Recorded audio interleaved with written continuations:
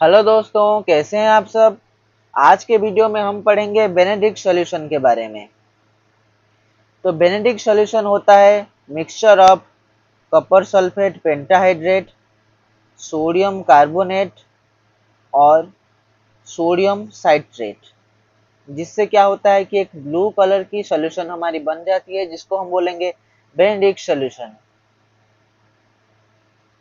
तो Benedict solution का blue colour कहाँ से आता है? ये आता है कॉपर सल्फेट पेंटाहाइड्रेट से। ये सॉल्यूशन अल्कालाइन इन नेचर होता है, जो कि सोडियम कार्बोनेट की वजह से आता है। और इसमें जो कॉपर होता है उसको चिलेट करने के लिए हम क्या करते हैं कि सोडियम साइट्रेट की हेल्प लेते हैं। सोडियम साइट्रेट में क्या होगा कि साइट्रेट आयन होगा। 3 सोडियम है यहाँ पर, ट्राई सोडियम साइट्रेट। 3 सोडियम को निकाल लेंगे तो हमारा साइट्रेट आयन बनेगा। और 2 साइट्रेट आयन इस तरीके से यहाँ पर देख सकते हो किस तरीके से कॉपर को चिलेट कर रहे हैं, कॉपर 2+ को। तो इसको स्टेबलाइज कर रहे हैं, जिसकी वजह से ये जो कॉम्प्लेक्स हमारी बनती है इसको हम बेनेडिक्ट सॉल्यूशन कहते हैं। और ये हमारी ब्लू कलर की होती है। तो इसका यूज क्या है? इसका देखो वही यूज होगा जो कि टॉलेंस और फेलिंग सॉल्यूशन का था।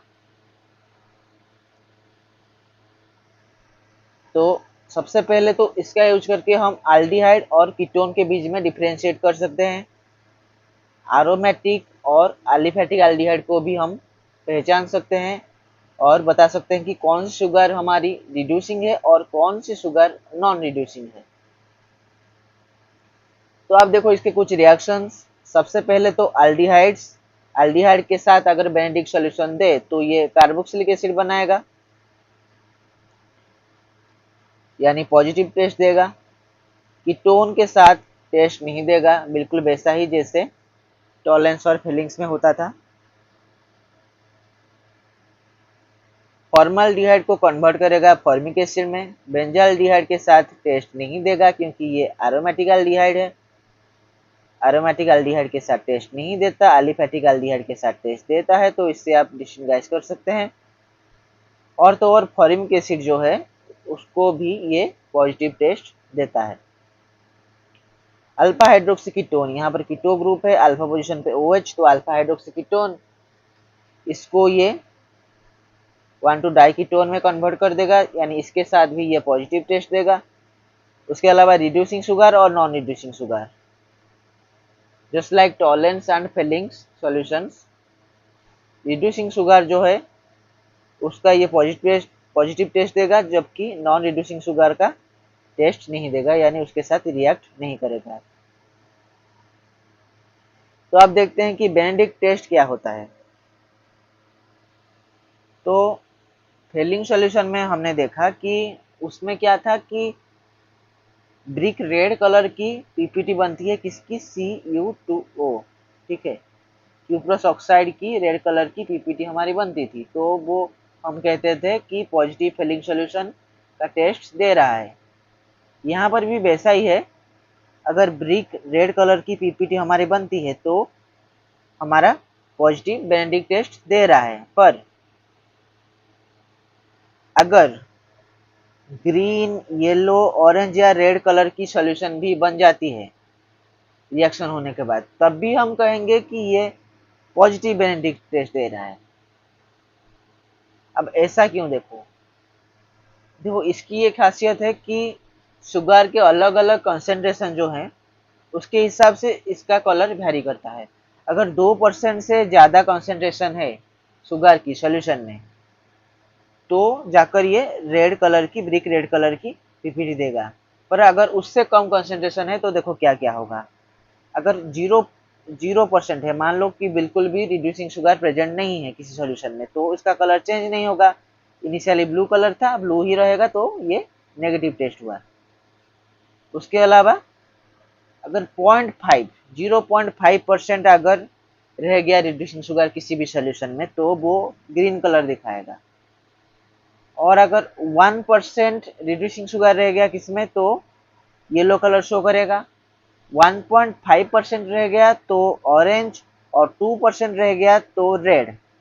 और 2% से अगर ज़्यादा हो तो हमारी क्लासिक टेस्ट होगी, जो कि ब्रिक रेड कलर की पीपीटी। तो ज़्यादातर किताबों में आपको ये जो चीज़ें हैं ये देखने को नहीं मिलेगी। आपको बताया जाएगा कि पॉजिटिव बेनेडिक्ट टेस्ट क्या देगा। आप बोलेंगे कि Cu2O की रेड पीपीटी होती है पॉजिटिव बेनेडिक्ट टेस्ट। ठीक है, तो ये मोस्ट एक्सेप्टेबल वर्जन है, पर ये ध्यान रखना है कि अगर शुगर की कंसंट्रेशन कम हो तब भी बेनेडिक्ट टेस्ट देता है, और ग्रीन, येलो, ऑरेंज और रेड कलर भी अगर दिखाए, रेड कलर की ब्रिक रेड पीपीटी ना भी बने तो भी उसको हम पॉजिटिव बेनेडिक्ट टेस्ट में कंसिडर करेंगे। ठीक है, उसके बाद हम देखते हैं मैकेनिज्म। तो इसका मैकेनिज्म बिल्कुल वैसा ही होगा जैसा कि हमारा एल्डिहाइड और कीटोन का, या फिर हाइड्रोक्सिलामीन जिसका भी हमने टॉलेंस और फेलिंग्स में मैकेनिज्म देखा था, कुछ वैसा ही इसका मैकेनिज्म होगा। तो देखो एल्डिहाइड्स का देखते हैं। एल्डिहाइड्स को ये क्या बनाएगा, कार्बोक्सिलिक एसिड में कन्वर्ट करेगा। तो एल्डिहाइड में कार्बन और हाइड्रोजन की जो बॉन्ड है वो वीक होती है। Cu2+ के प्रेजेंट में इसकी होमोलिटिक क्लीवेज होती है, तो हाइड्रोजन रेडिकल और ये वाली रेडिकल हमारी बन जाती है। ये वाली जो रेडिकल है वो एक और इलेक्ट्रॉन देती है, किसको, एक और Cu2+ को। ठीक है, और हाइड्रोजन रेडिकल है जो है वो एक और Cu2+ के साथ रिएक्ट करेगी और उसको Cu+ में बना देगी, कन्वर्ट कर देगी। यहाँ पर से भी एक Cu+ आ गया, पर ये जो यहाँ पर कार्बोकैटायन बन गया, क्योंकि ये जो रेडिकल है उसने क्या किया कि इलेक्ट्रॉन दिया Cu2+ को, जिससे ये खुद कार्बोकैटायन बन गया, जिसके ऊपर वाटर का अटैक हुआ और हमारी क्या बन गई, एसिड।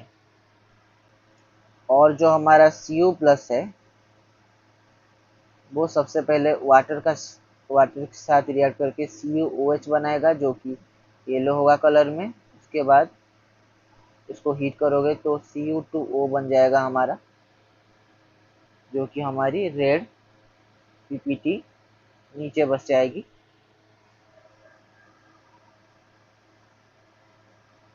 तो कुछ इस प्रकार का होता है इसका मैकेनिज्म।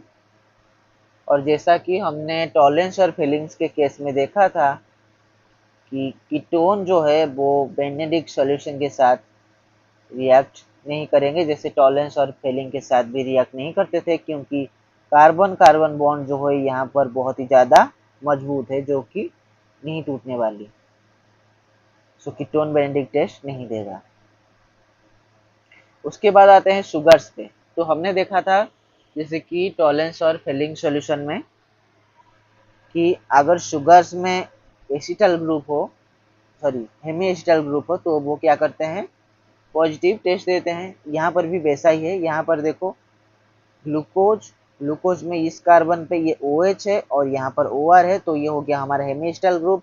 ये कन्वर्ट हो सकता है एल्डिहाइड में, तो ये पॉजिटिव बेनेडिक्ट टेस्ट देगा और एल्डिहाइड कार्बोक्सिलिक एसिड में कन्वर्ट हो जाएगा। फ्रुक्टोज में क्या है, ये कार्बन है, यहाँ पर OH, ये OR हो गया हेमी एसिटल। ये ओपन होगी तो अल्फा हाइड्रोक्सी कीटोन के फॉर्म में आएगी, इसको टॉलेंस रिएजेंट देंगे, तो ये या फिर ये कोई भी OH हो उसको आप ऑक्सीडाइज कर ले, तो यहाँ पर 1,2 डाइकीटोन हमारी बन जाएगी। तो ये भी हमारा पॉजिटिव टेस्ट देगा, किसके लिए, बेनेडिक्ट सॉल्यूशन के लिए।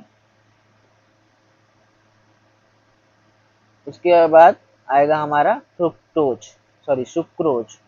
सुक्रोज में क्या है, चाहे ये कार्बन लो ये या फिर ये कार्बन, यहाँ पर हेमी एसिटल ग्रुप नहीं है बल्कि एसिटल ग्रुप है।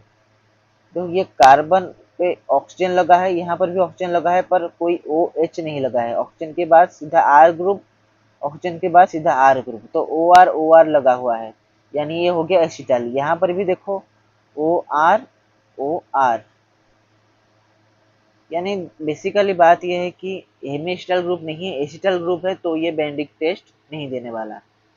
सो ये हो गया हमारा नॉन रिड्यूसिंग शुगर। ठीक है, तो आज के वीडियो में बस इतना ही, मिलेंगे अगले वीडियो में।